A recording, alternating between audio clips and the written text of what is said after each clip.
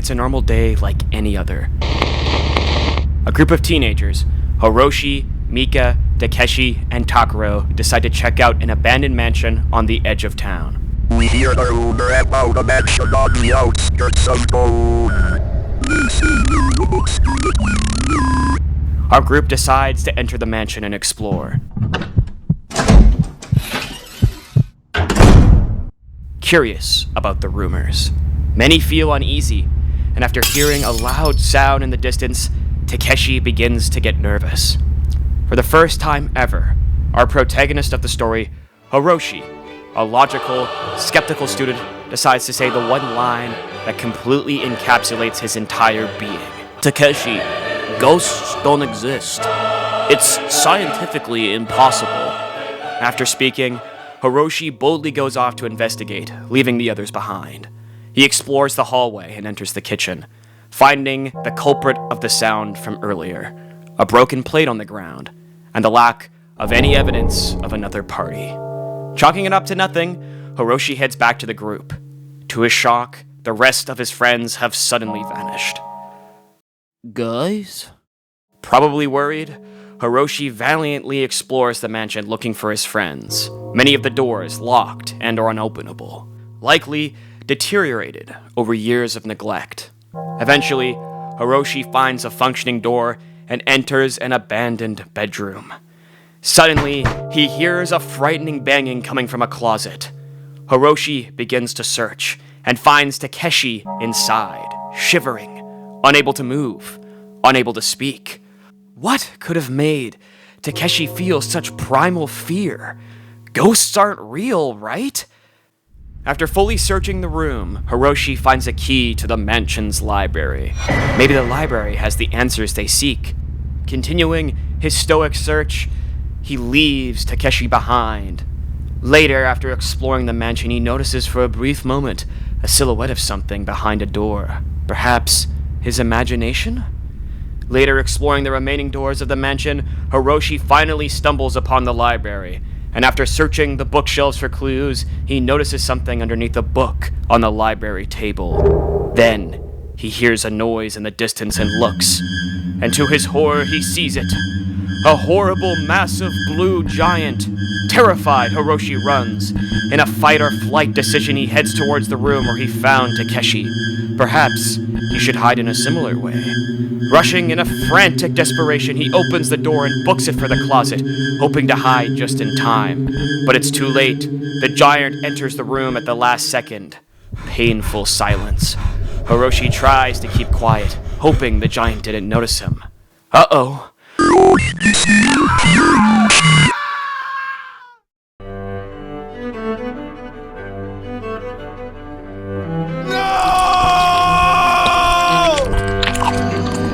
And with that, he perishes.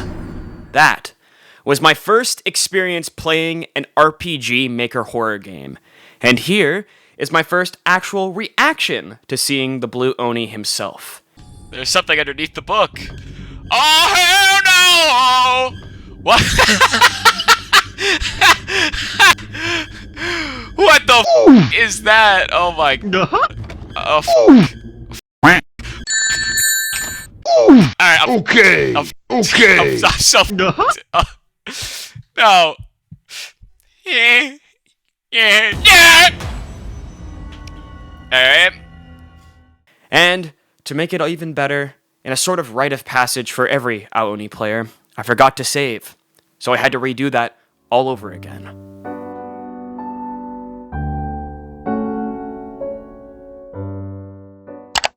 Hello, my name is Punchsoft, and today we will be discussing RPG Maker horror.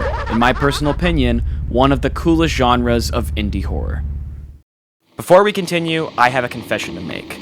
I had never played an RPG Maker game before until I started working on this video. My experience with the genre previously was watching the golden age of Let's Plays, videos from creators like Markiplier. Hello everybody, my name is Markiplier. Jacksepticeye, and PewDiePie. I've always found this genre extremely interesting since I first experienced it. As a kid, the stories of Misao, Mad Father, and Aooni were really engaging to me. They were cool little stories that had fun twists and turns, that all had satisfying endings. These micro-stories that attempted to delve deep into the many themes of horror.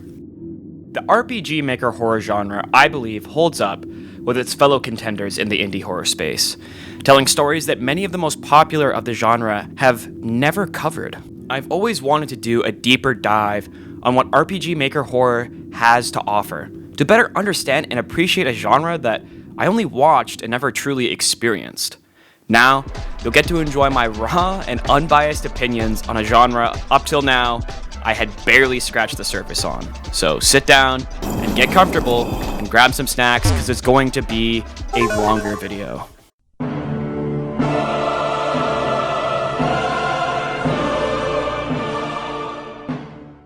Software toolkits allowing you to make your own games have been around for a long time. Most people would recognize the more modern software of today. Programs like Roblox with its release in 2006, Dreams in 2019, and Game Builder Garage with its release in 2021.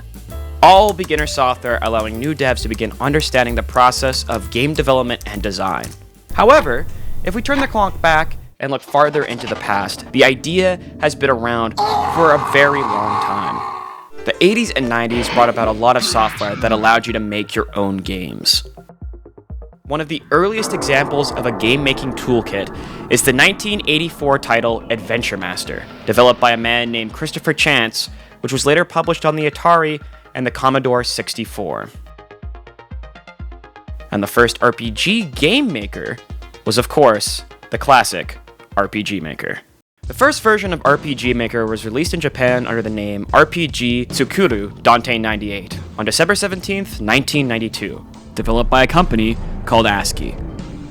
Dante 98 was born from multiple programs created by ASCII prior, as far back as 1988.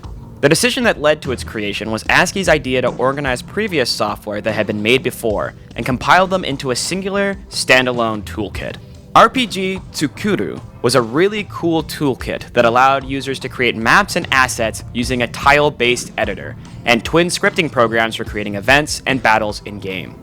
What made it appealing was that anyone could use the toolkit to make their own games. Its simplicity and ease of access could allow developers with less understanding of the technical side of game development to focus more on the artistic elements.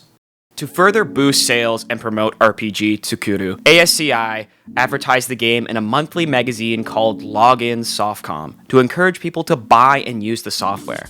ASCI would often hold contests where people could submit their own projects to the magazine. Games submitted would be put on a small CD-ROM that came with each volume of Softcom. The marketing that came with the magazines was a big success. Reports at the time suggested over 3,000 games were produced with Dante 98. Then, in 1996, a game was advertised in the spring edition of Login Softcom Volume 6, a little game called Corpse Party. Corpse Party was developed by a 22-year-old college student named Makoto Kedoin, published under Kennicksoft. Later in '96, it was submitted to the second annual ASCI Entertainment Contest, where it won second place. Corpse Party's success in the competition can be attributed to it being most likely the first horror game made in RPG Maker, and unknown to its creator, it would help pave the path for the future success of indie horror.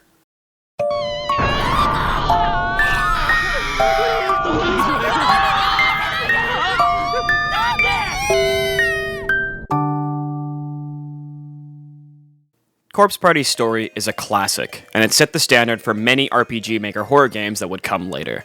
The story goes as such.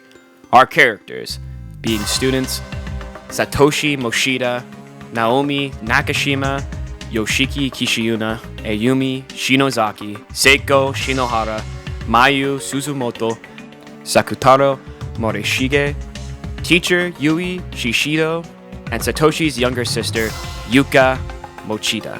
Corpse Party begins with our characters, Japanese students of Kisaragi Academy, celebrating their school's cultural festival, telling ghost stories akin to the Midnight Society and Are You Afraid of the Dark. To celebrate their friendship and the transferring of Mayu, the group decides to perform a ritual called Sachiko Ever After.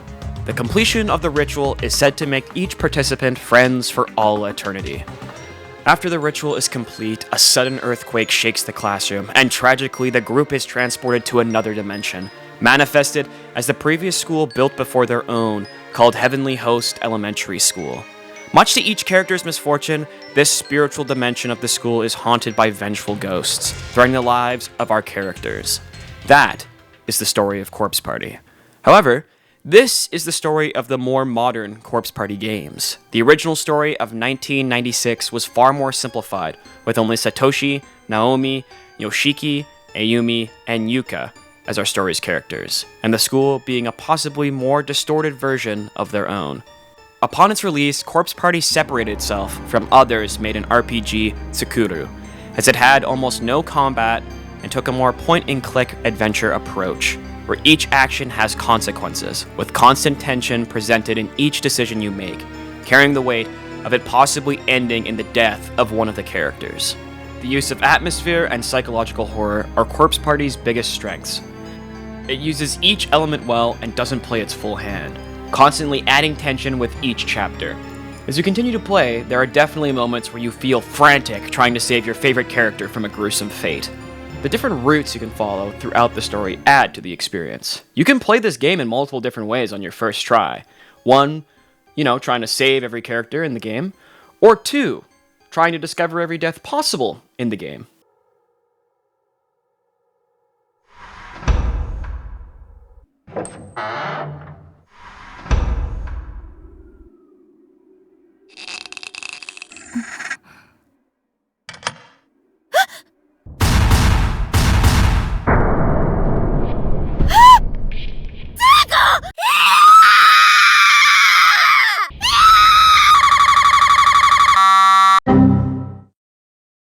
The story the game tells has its good moments, where it slowly gives you the pieces of the puzzle, adding more mystery while providing some answers after each chapter. Throughout the story, you discover the other victims of this cursed school, learning little pieces about them. It adds to the creepy atmosphere of the game. The antagonists of the story are also interesting. At the start, it's the vengeful spirits of 3 children, victims of a horrid murderer, each ghost showing small visual pieces of how they perished. Do you have any ibuprofen? I got a headache.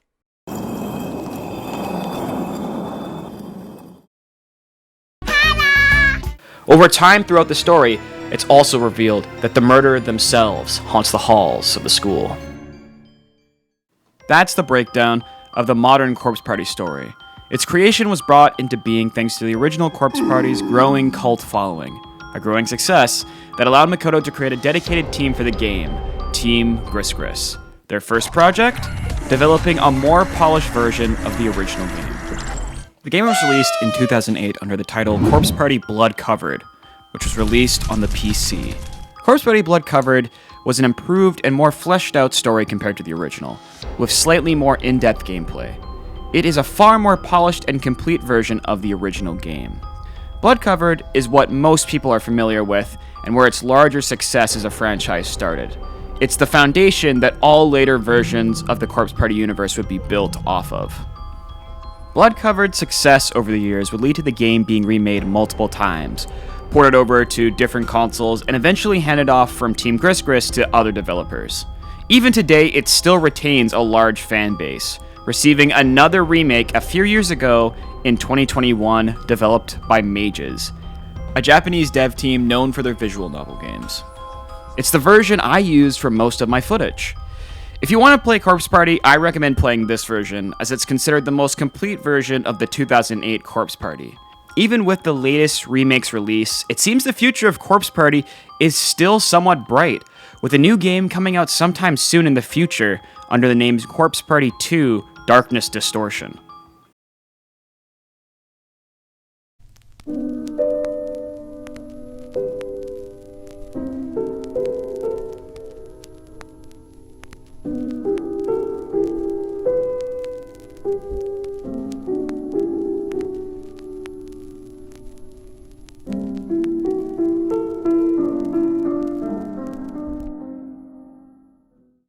Now, with that history breakdown over and done with, how do I actually feel about Corpse Party?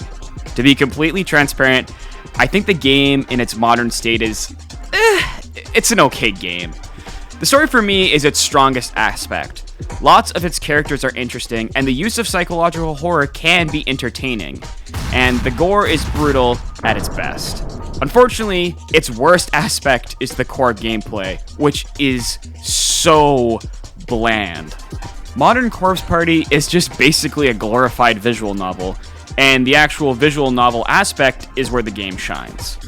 While its use of psychological horror can be good at times, I honestly didn't feel much of actual tension during my playthrough, and it's a pretty bad thing to have going for you when you're a horror game, obviously. I find the real meat on the bones of Corpse Party are the detailed visual scenes, often over-the-top, brutal fun. The gore in these moments are entertaining in the same way the movie Saw is entertaining. What really makes the horror of Corpse Party work is the top-tier voice acting tied to these scenes. It beautifully masks the flaws and the lack of weight in the game's many moments. お尻の形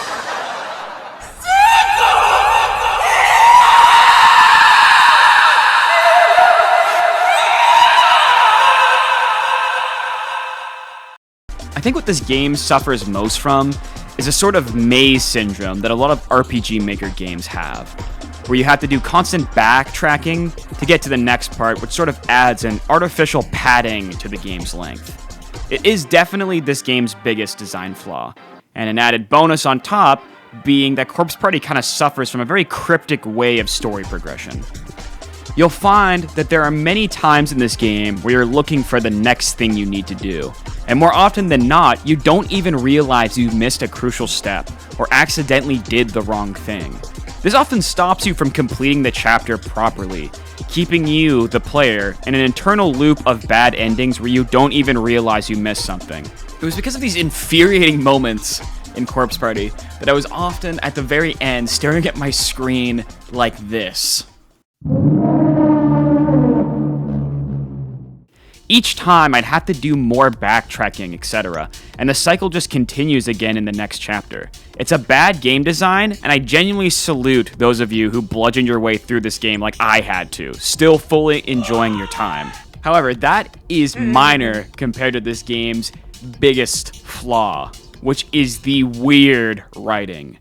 ねえナオミおし尻の薬持ってない塗るやつあんた最近なんかお尻の調子調子悪くてさ普通の軟膏ならあるよほれサンキューちょっと待ってくる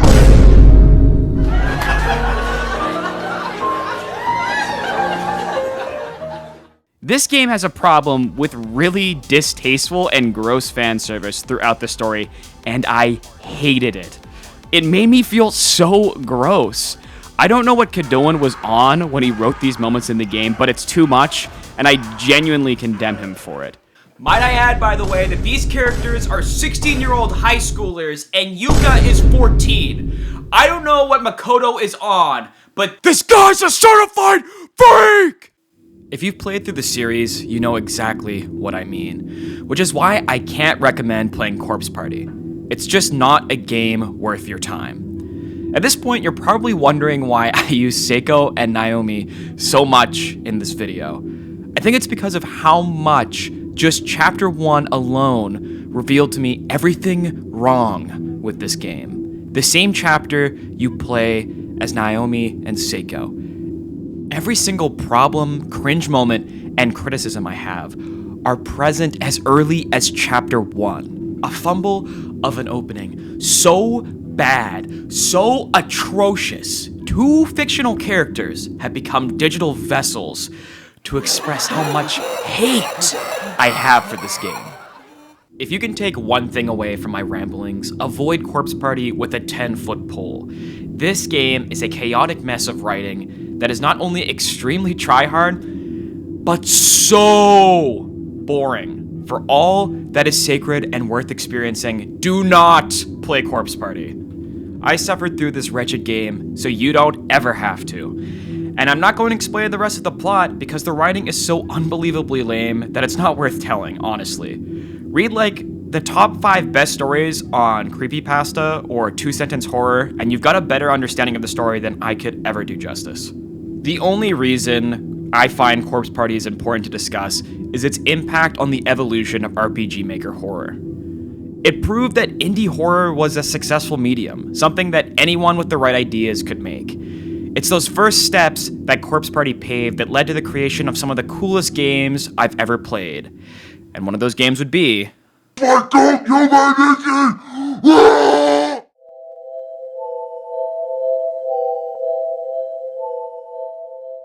It begins with the early 2000s. Nostalgia. The newest RPG Maker is released. RPG Maker 2000, often referred to as RM2K. Before RM2K, ASCII had previously released RPG Maker 95, the first of its kind to be released on Windows. 95's biggest selling point was its high screen, high sprite, and tile resolution. However, being held back by a limitation on the sprite amounts in the engine. ASCII's answer to the limitations of the 95 was the eventual release of RM2K. It set itself apart by featuring an interesting, lower resolution for sprites and tiles than 95, but what it did to compensate was the uncapped limits on sprites and sprite sheets, a simple change that opened new possibilities for creators. RM2K's creative potential was a fantastic start for the future, and with its journey ending brought its successor, RPG Maker 2003, a complete upgrade over RM2K. Its biggest change and difference? The introduction of a side view battle system, like the classics that had come out on the SNES and the PlayStation 1. RPG Maker 2003's claim to fame was its use as the engine used to make one of the most unique and influential RPG Maker horror games, with the 2004 release of Yume Nikki is one of the strangest games in the RPG Maker genre. An extremely unique atmospheric horror game created by an anonymous Japanese game developer under the name Kikiyama, being one of the first examples of a modern walking simulator type game. Its structure is non-linear. There is no story, no explained goal, and no dialogue. It's a game meant to be explored and experienced, like an art museum. It's this decision that made Yume Nikki one of the most unique horror games I've ever had the pleasure of playing. It truly is a beautiful, dark, artistic landscape, full of interesting worlds waiting for you to explore. It made me want to scour every little clue and creature, appreciating each soundtrack and ambiance that came with its many dreamscapes. Speaking of the soundtrack, Kikiyama did a wonderful job on making Yume Nikki's music amplify and inject emotion into this game's atmosphere. Many of the tracks in Yume Nikki are worth listening to, some earning a uniqueness that made them grow even outside the game's fandom. You've probably heard some of these tracks in the game and not even realized it. Here are a few select favorite tracks of mine in the game. I feel these are standout contenders that showcase the fantastic sound design present.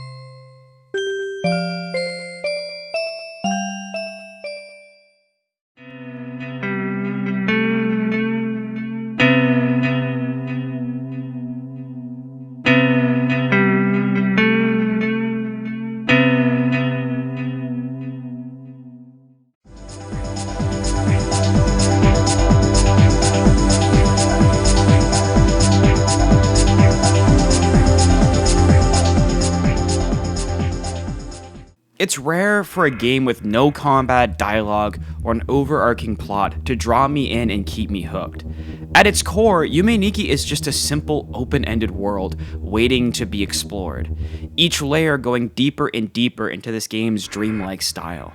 You can see Kikiyama's wanting to experiment with weirder and weirder ideas. It never feels too overly artsy as well, where the style eventually turns against the game and becomes an eyesore instead of a strength. Instead, every world has a very distinct design and theme, something that actually feels worth fully taking in, instead of being like this eye-bleeding mess. I think it's this success in its design that makes Yume Nikki worth playing. Now, let's discuss the loose plot elements of the game. The character you play as in Yume Nikki is a girl called Madatsuki, who many theorize is a hikikomori, a person who confines themselves from the outside world, never wanting to socialize. Noted from when Madatsuki shakes her head in defiance when you try to leave her cozy apartment. Instead, you can play games on her console! Let's go!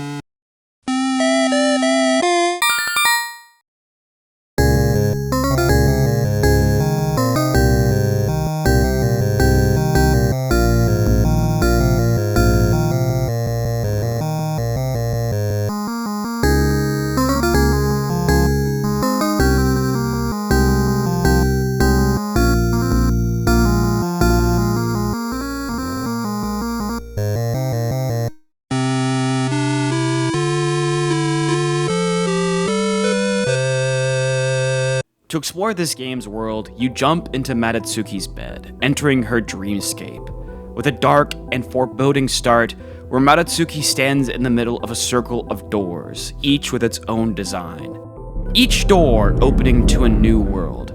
Despite what I said earlier, there is a sort of goal, if you can even consider it a goal.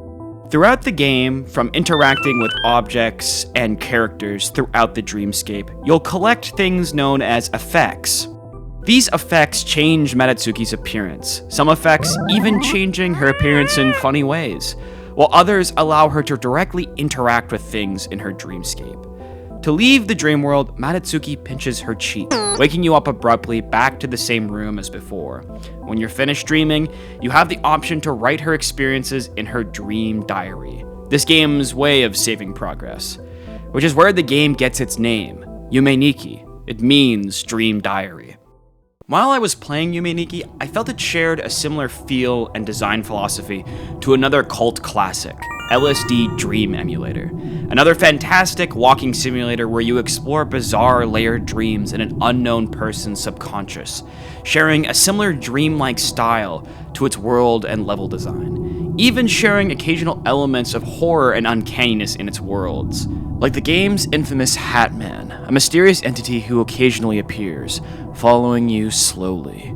It's cool to see how something as unique as Yume Nikki can have its own inspirations in the medium, LSD Dream emulator being a sort of predecessor to the game with its release in 1998.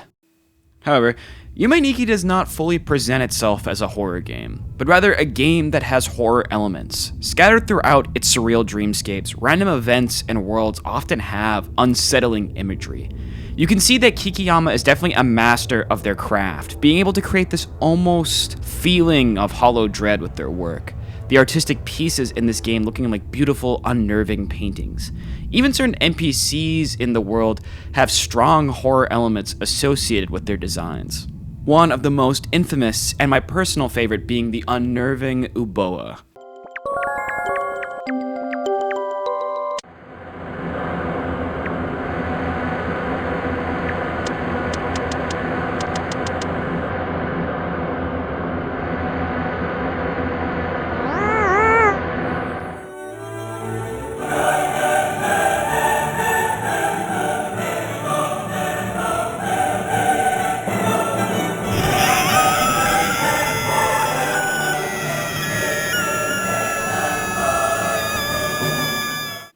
Uboa is one of the most clear aspects of horror in the game. Their appearance is an abrupt, surprising, and unsettling encounter.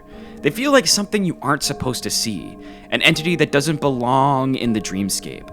To even encounter Uboa is an extremely unlikely chance that requires you to do a very subtle action of flicking off the lights in a house, having a 1 out of 64 chance of appearing.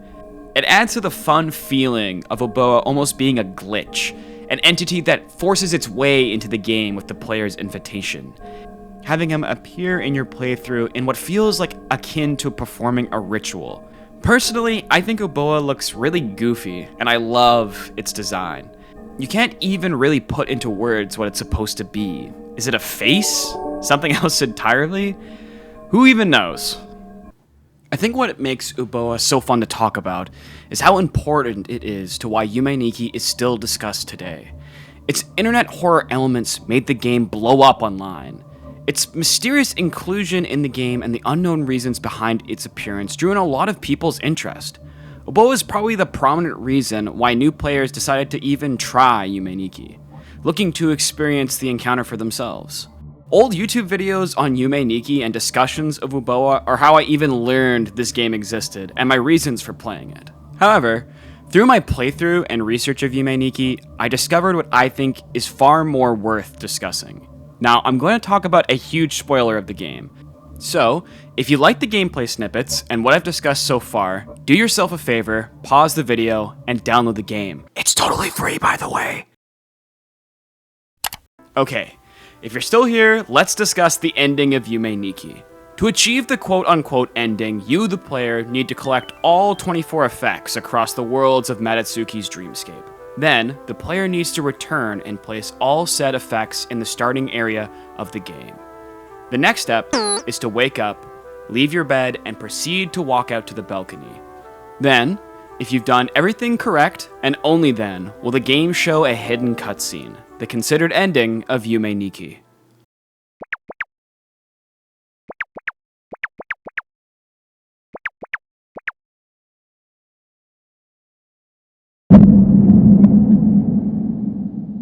This ending is one of the first examples of a shocking twist ending being used in an rpgmaker horror game.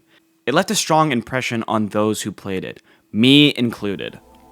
You can see how the ending, the abstract worlds, and the multiple mysteries present in the game led to its strong cult following of fans.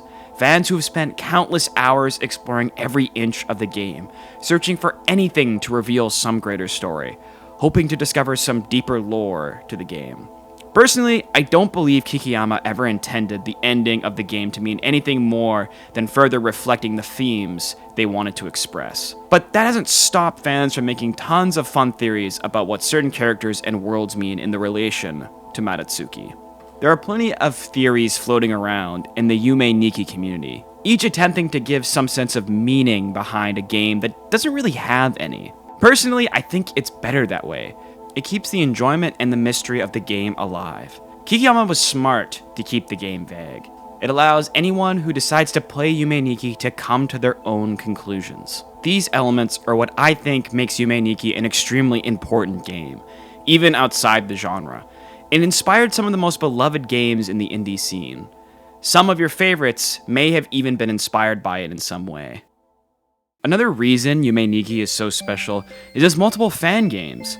It shows how unique and beloved the game is to its community, developers wanting to make their own homages to Kikiyama's work.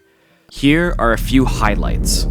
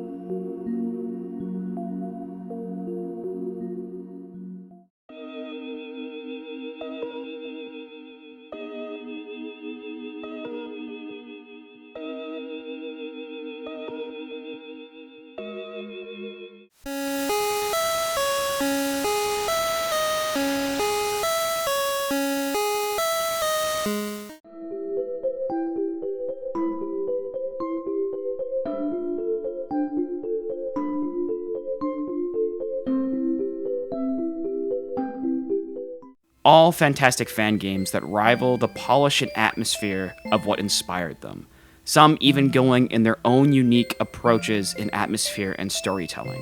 Sometimes you don't need to create something entirely unique. I think you can still create something special even when it's a tribute to something else. One final mention, there's a cool website called Yume Nikki Online Project. It lets you play the original and multiple fan games online with your friends, or single player if you want to experience each game by yourself.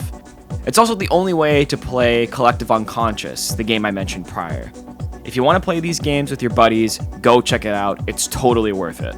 If you're at all interested, download the games I've mentioned prior and explore them for yourselves. In my opinion, each one is a must-play that's worth your time. I'll have links in the description for each game, so please go check them out and show support to the developers. However, Yume Nikki pales in comparison to the true king. They are but a blip to the real reason we're all here. Let us discuss Aooni!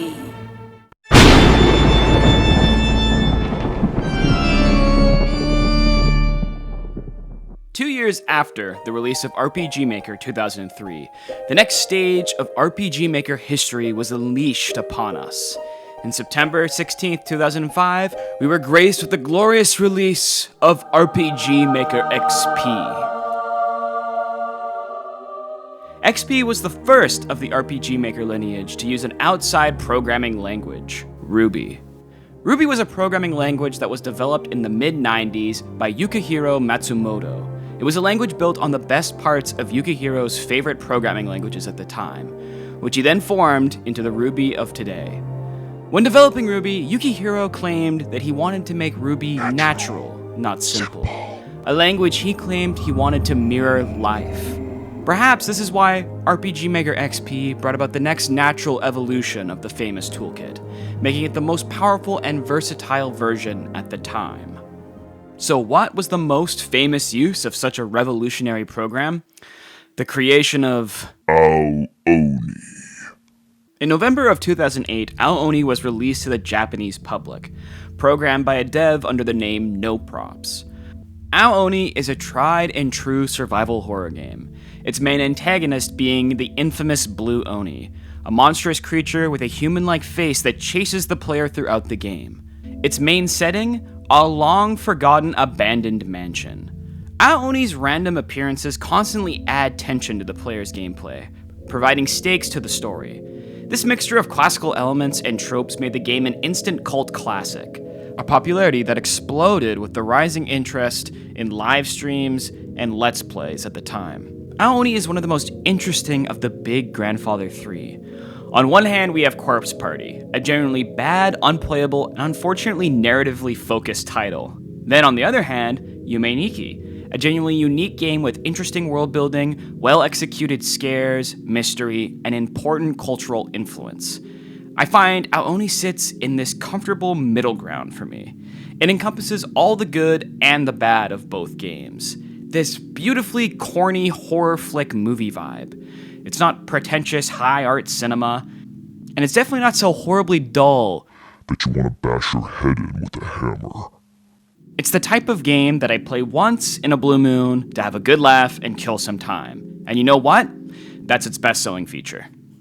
I think the most interesting part of Aooni's history is the sort of development it went through over the years, going through multiple different versions over its lifetime, eventually becoming the version most people are familiar with today. It's really cool how different some of these versions are. There are scene scares, and even unique Onis that aren't in the modern version of the game. It makes me curious if I would have enjoyed this game more if No Props had transferred over some of these cool moments and ideas from previous versions into the modern one. There are some genuinely funny and creative moments in the older versions of Aooni. A really iconic moment in one of the earlier versions of Aooni, version 3 specifically, is when the group escapes from the Aooni. They're all hiding in this room and they're discussing their next course of action. Takuro is taking the charge in the conversation, and as soon as he finishes talking, the text box disappears and the Aooni is hiding right behind it the entire time. Genuinely a genius idea for any comedic horror game, even if Aooni wasn't actually meant to be comedy horror.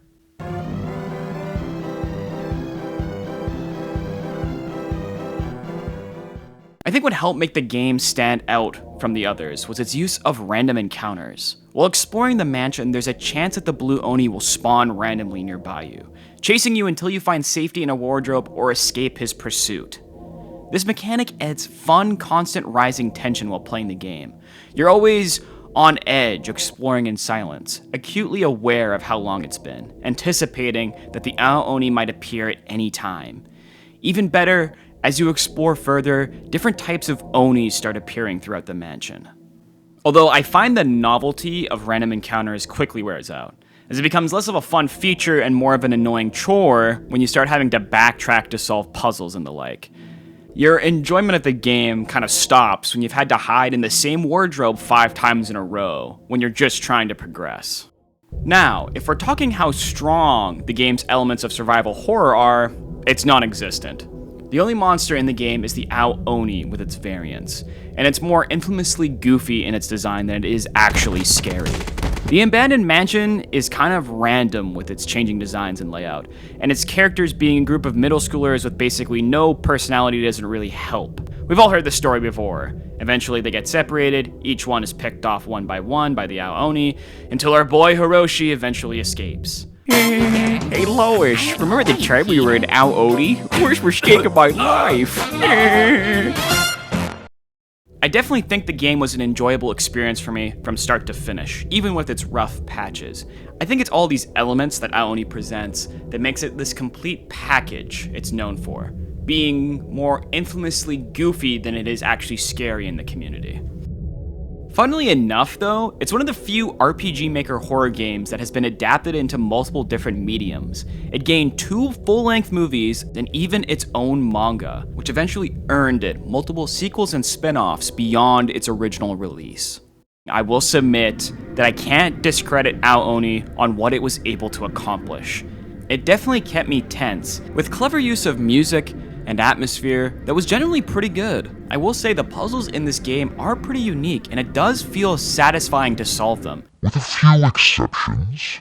The game throws plenty of iconic scares at you that are extremely memorable, and the mansion has an interesting visual story to tell you as you explore its many rooms. The story of Aooni is kind of what you make of it. The game doesn't really give that much to you, so you can kind of just fill in the blanks with whatever you want for fun. Regardless of my criticisms, it can't be understated that Aooni was a very important and influential game to the genre. One that was for many people their first introduction to RPG Maker. Its release honestly helped the genre grow. The game set up the standard for many of the tropes that future RPG Maker horror games would follow. The use of puzzles, the surprise twists, and the monster chases became far more common in RPG Maker horror after Aooni's release. A lot of great games that came later you can see took small inspirations from elements of Aooni. It's the sort of RPG Maker version of creepypasta's Slender Man or Jeff the Killer. A corny, horribly written story that became so memorable and famous that it led to a boom of fantastic stories made by fans of the originals. I feel this is what Aooni represents for RPG Maker horror. Now before we continue, while I was making this video, by some curse of the gods, a new Aooni game was released back in May of this year. Aooni, the Horror of Blueberry Onsen, which might be the worst name I've ever seen for a sequel. So let's talk about the game! It's a day unlike any other. A group of teenagers, Hiroshi, Mika, Takeshi, and Takuro, decide to check out an abandoned hotel on the edge of an onsen town. Rumors have it that a monster appears there. Our group decides to stand just outside the hotel to discuss the rumors. The group is extremely easygoing, but after hearing a sudden rustling sound in the bushes, Takeshi gets instantly nervous. Then, Takuro says something off topic, and Mika follows suit, talking about her stupid Mika channel. Suddenly, our protagonist of the story, Hiroshi, a logical, skeptical student, decides to say the one line that completely encapsulates his entire being. Give me a break. Monsters are scientifically impossible.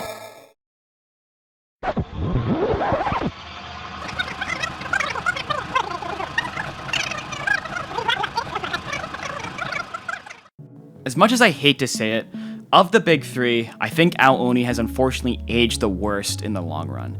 Even with its most recent release on Steam in 2024, and its sequel, which ruined the charm of the original. Despite that, I still find Aooni charming regardless. I want to finish this section by saying that Aooni was the main reason for me making this video. It genuinely was my first RPG Maker horror game I've ever played, and it was one of the first games I ever watched on YouTube as a kid, back in the golden age of horror Let's Plays. This game does hold a close place in my heart, even if my nostalgia glasses shattered because it turned out not to be a perfect 10 out of 10 masterpiece. I genuinely do recommend you play this game, not because it's exceptionally scary or even extremely engaging, but because it's really, really funny. So I like to give Aooni a small trophy for being the only actually scary game of the Grandfather 3, and unlike Corpse Party, not having weird and creepy dialogue. So let's all give it a round of applause, everybody, am I right?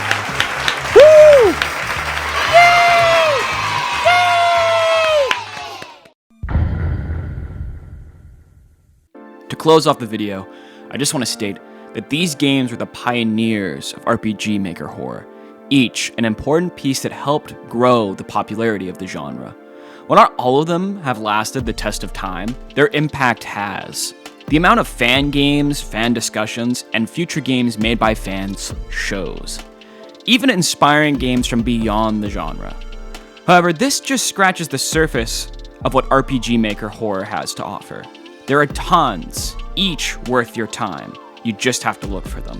If I can give you one final message, these games I mentioned prior were made in a simple game-making software with a low ceiling of entry. If you want to make a game, why not try RPG Maker? You can find countless resources online to use older versions completely free. Or you can splurge a bit and buy a newer version. Give it a try and make something memorable. I just want to say thank you for watching and waiting so long for this video. Well, this is where the video ends. I'm working super hard on releasing new videos, so please stay tuned for the future. Once again, thank you all so much for watching my second video. I hope to see you in the next one. Take care.